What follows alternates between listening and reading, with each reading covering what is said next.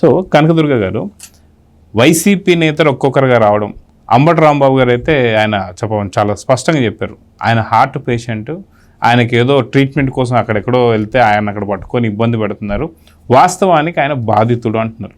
అంటే మోసపోయి వేరే వాళ్ళ దగ్గర కొనుక్కున్నాడు, అసలు కొనుక్కున్న ఆ యొక్క పేరు ఏది కూడా ఈయన పేరు మీద లేదు, అది బొల్ల రాజీవ్ పేరు మీద ఏదో ఎవరి పేరు మీద ఉంది, ఆయన చాలా దూర బంధం అని చెప్పి మాట్లాడుతున్నారు. అదేవిధంగా చూసుకుంటే ఇటు పిఆర్కే, ఇందాక బొల్లా గిరిబాబు చెప్తున్నట్టు పిఆర్కే పిన్నెల రామకృష్ణారెడ్డి గారు కావచ్చు, ఎస్ఆర్కే సజ్జల రామకృష్ణారెడ్డి గారు కావచ్చు, వీరందరూ కూడా ఒకటే మాట, ఈరోజు బొల్లా బ్రహ్మనాయుడు నిజంగా బాధితుడు వెళ్ళి చెబితే బాధితుని అరెస్ట్ చేస్తారా అని చెప్పి అంటారు. హార్ట్ పేషెంట్ కాంచీపురంలో పని ఏంటండి? హార్ట్ పేషెంట్ పోనీ హైదరాబాద్ వచ్చే బంగారు బల్లి ఉండదు అక్కడేనా సార్? బంగారు బల్లి అక్కడే. అక్కడ ముట్టుకోవడానికి బంగారు బల్లి ముట్టుకుంటే పాపాలే పోతాయి, భయం పోవు. అందుకని అసలు కంచిలో ఎందుకున్నాడు? హార్ట్ పేషెంట్ కంచిలో ఏం పని? ఆయన పెళ్లికి ఆయన పట్టుచీరలు కొంటున్నాడు, ఎవరికైనా కంచికి వెళ్ళేది అందుకే. మామూలుగా చూస్తే కంచి మఠానికి వెళ్తారు, కామాక్షి అమ్మగారిని చూస్తారు, తర్వాత కంచిలో పట్టుచీరలు కొనుక్కుంటారు, లేదా కాంజీవరం ఇడ్లీ తింటారు. ఏమండి మామూలుగా అయితే జరిగేది అది. కానీ ఈయనని పాపం ఏంటి ట్రీట్మెంట్కి వెళ్తే పట్టుకున్నారా? ఓ పక్క అరెస్ట్ వారెంట్ ఇచ్చాక ట్రీట్మెంట్కి ఎందుకు వెళ్ళాడు? నిజంగా తప్పు చేయకపోతే వచ్చి ఇక్కడ సరెండర్ అవ్వాలి కదా. మీరు అరెస్ట్ చేయకండి, నేను తప్పు చేయలేదని ఎవిడెన్స్ చూపించుకోవచ్చు కదా. అప్పటికి కేసుకు సంబంధించిన విషయాలు తెలుసుకోగానే నేను ఎక్కడికి పారిపోలేదు, నేను ఇక్కడ వినుకొండలో ఉన్నానని చెప్పి ఒక సెల్ఫీ వీడియో కూడా పెట్టారు కదా మధ్యలో. మరి ఎందుకు కాంచీపురం వెళ్ళాడు ఆయన? మరి వినుకొండ నుంచి కాంచీపురం ఎందుకు పరిగెట్టాడు? అక్కడ కదా అసలు. ఇంకొకటి, ఇప్పుడు మీరు కనుక గమనిస్తే ఇప్పుడు అసలు ఆంధ్ర పోలీసులకి లేదు కూటమి ప్రభుత్వానికి ఏ రకంగా ఈ బ్రహ్మనాయుడు అరెస్ట్కి సంబంధమో ఇవాళ జగన్మోహన్ రెడ్డి చెప్పాలి. వారు వైసీపీ నేతలు ఏం చెప్తున్నారంటే, చంద్రబాబు నాయుడు గారు, లోకేష్ గారు వాళ్ళకున్న ఇన్ఫ్లుయెన్స్, అదిగాక రేవంత్ రెడ్డి గారు కూడా చాలా క్లోజ్ కాబట్టి ఆ ఒత్తిళ్ల మేరకి అరెస్ట్ చేయించారు. కాదు, ఒక మాట చెప్పండి. ఓ పక్క చెల్లెలకి ఏంటది రాజ్యసభ సీట్ రాకుండా చేస్తున్నాడు, ఓ పక్క తన పార్టీని కాంగ్రెస్ లో కలపాలని చూస్తున్నాడు. కాంగ్రెస్ వాళ్ళు జగన్మోహన్ రెడ్డి మాట వింటారా లేకపోతే చంద్రబాబు నాయుడు మాట వింటారా నాకు తెలియక అడుగుతున్నా. రిజైన్ చేస్తే మీరు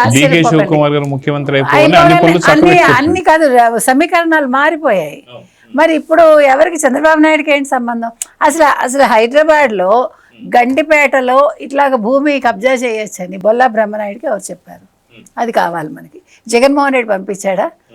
బ్రహ్మ అక్కడికి వెళ్ళు, అక్కడ నువ్వు కబ్జా చేసేసేయి, నేను చూసుకుంటా. ఇప్పుడు కూడా చెప్తున్నాడు కదా, నేను చూసుకుంటా అన్నాడు కదా. ఏం చూసుకుంటాడు అంటే, నేను జైలుకి వెళ్తాను, నా వెనకాల మీరు రండి, మిమ్మల్ని నేను జైల్లో చూసుకుంటాను అంటున్నాడు. అండ్ ఆయన చూసుకున్నాడు కాబట్టి పొన్నోలు సుధాకర్ రెడ్డి గారిని పంపించారు. పొన్నోలు సుధాకర్ రెడ్డి వెళ్ళాలంటే ఖచ్చితంగా రిమాండ్ పడుతుంది అండి.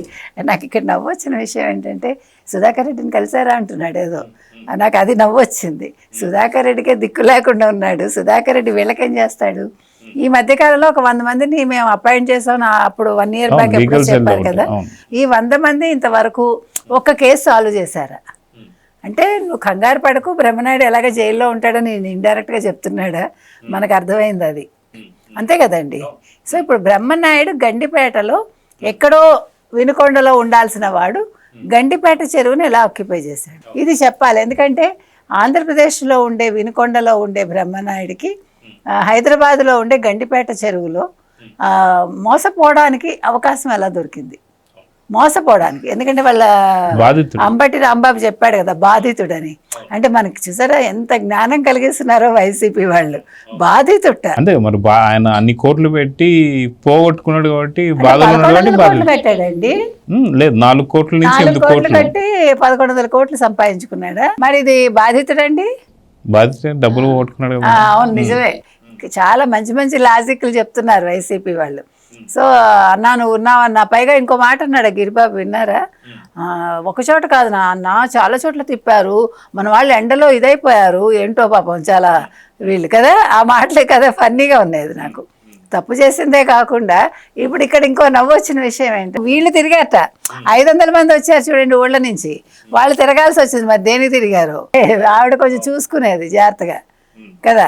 అందులో నాకు కూడా కొంచెం వాటా ఇవ్వండి అని. ఎందుకంటే ఇవాళ అంటే ఆవిడ వాటా తీసుకుంది కాబట్టి మాట్లాడడం లేదు ఈ ఇష్యూ గురించి అని నేను అదే అడగబోతున్నా. ఇప్పుడు పవన్ కళ్యాణ్ని కోడి చెరువుది వెనక్కి ఇచ్చేయాలన్నారు, మరి 1100 కోట్ల భూమి కబ్జా చేస్తే ఎందుకు కవిత మాట్లాడలేదు మనం అడుగుతున్నాం. ఎందుకంటే కవిత నేను ఇంకొక లాజిక్ చెప్పింది కదా, ఇవాళ పవన్ కళ్యాణ్ ఆస్తులు ఎలా వచ్చాయంటే నైజాం వాళ్ళు చూడబట్టే, వాళ్ళ రూపాయి కూడా అందులో ఉంది ఆయన ఆస్తుల్లో.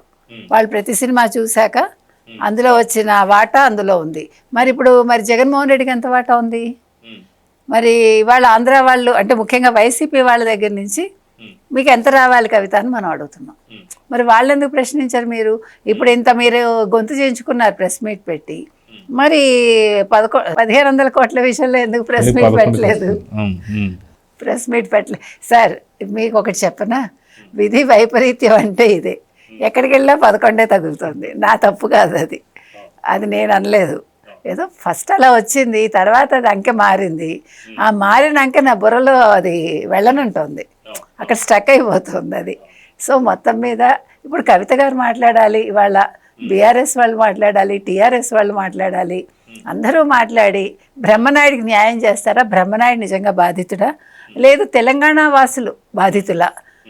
గండిపేట చెరువు ఆక్యుపై చేస్తే తెలంగాణ బ్రహ్మనాయుడు ఎందుకంటే వాళ్ళకి బాధ ఉండదా? ఒక పవన్ కళ్యాణ్ కొంటేనే మీకు బాధ వచ్చిందా? ఆయన డబ్బులు ఇచ్చి కొన్నాడు, అన్ని ప్రాపర్ డాక్యుమెంట్స్ ఉన్నాయి, కానీ ఇవాళ ఆయన మీద నిందలేశారు. మరి ఇక్కడ మీరు ఫేక్ డాక్యుమెంట్స్ పెడితే ఒక్కరు మాట్లాడరే ఎందుకు? ఇవాళ కవిత వచ్చి ఎంత పెద్ద ఉద్యమం చేయాలి దీని మీద? ఈ జెండా ఉన్నది ఊరికేనా అంది కదా, మరి ఆ జెండా వేసుకుని వచ్చి ఆవిడ నిలబడి ఆవిడ పోరాటం చేసి ఉండాలిగా.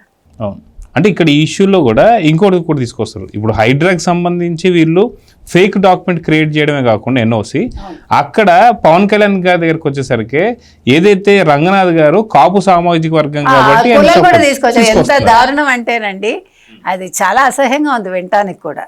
అసలు ఎక్కడ పవన్ కళ్యాణ్, ఎక్కడ రంగనాథు, ఎక్కడ కాపులు? అందుకనే ఆయన హైడ్రా అయినా కూడా ఆయన గమ్మునున్నారు, because they are same caste కాబట్టి అని. అంటే ఎంత నీచానికి దిగజారచ్చు అంటే ఇవి నాలుకలా తాటి మట్టలా మనకు తెలియదండి, వాళ్ళు చెప్పాలి. అంటే వాళ్ళ మీరు పవన్ కళ్యాణ్ని టార్గెట్ చేసుకున్నారనేది ఈ విషయంతో పూర్తిగా అవగతమైంది, ప్రపంచానికి కూడా అర్థమైంది. అంటే కల్వకుంట్ల కవిత అనే వ్యక్తిని రేపొద్దున్న పొరపాటున కూడా గెలిపించకూడదనే తెలంగాణ వాసులకి లేకపోతే తెలంగాణ ప్రజలకి కళ్ళకు కట్టినట్లు ఆవిడ చెప్పగలిగారు. అది నేను చెప్పాను. Please subscribe to Leo news for more videos.